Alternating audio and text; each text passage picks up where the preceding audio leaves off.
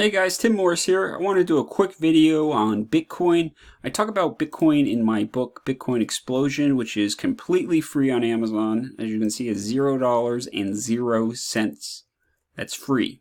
And also, I only have 4 reviews on that. That's so pathetic on my part. If you guys could help me with that, that would really be appreciated.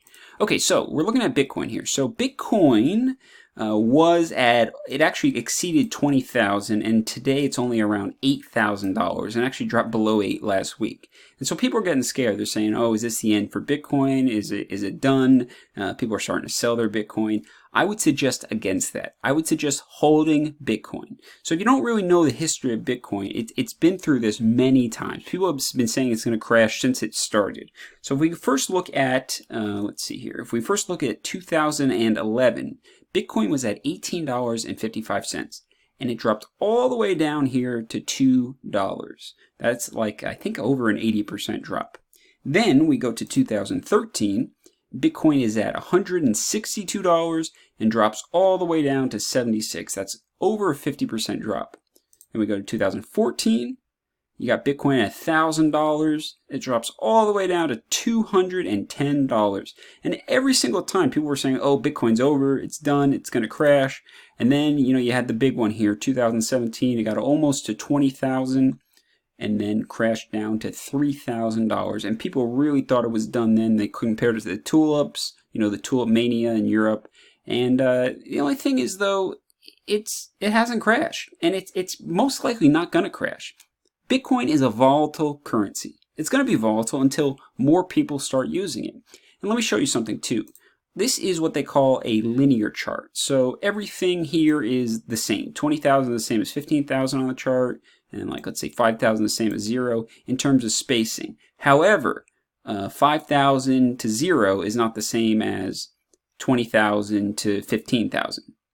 And what I mean by that is, if we pull up what's called a logarithmic chart, it shows you a percentage change, okay? And so what that does is it just shows you what it should actually look like based on percentages.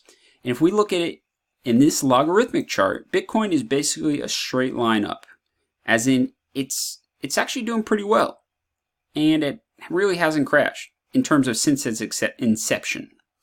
And so basically what that means is Bitcoin's doing all right and most likely going to be okay for the long term. So if I was you, and if you have Bitcoin, I'd hold it. I'd just keep it in your portfolio. Just don't even look at it. Don't look at it for the next year, 2 years.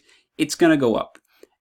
Most likely. I only put a little bit in my portfolio. I suggest you do the same. I only have like 3 or 4% of my total portfolios in Bitcoin. Because yes, it could go to 0, but most likely it's not going to. And every paycheck I get, I put just a little bit more in Bitcoin, just keep adding to just a little bit, because I really do think it is the future of currency. One other thing too, when I was researching this article, is I noticed Venezuela, as it said, is actually adding Bitcoin, you see, to its reserves. Okay, and so that's a really big deal. If countries start doing that, that would definitely bring Bitcoin, I guess, press and then drive up the price. And so, somebody has to start it, obviously. So if Venezuela's done it, other countries that have gone through, let's say, hyperinflation would probably do it. And that could be really big. So anyway, that's my take on Bitcoin, as in I'm a holder. I see it going to the moon, and I just showed you the reasons why. Let me know your take in the comments below on what you think of Bitcoin.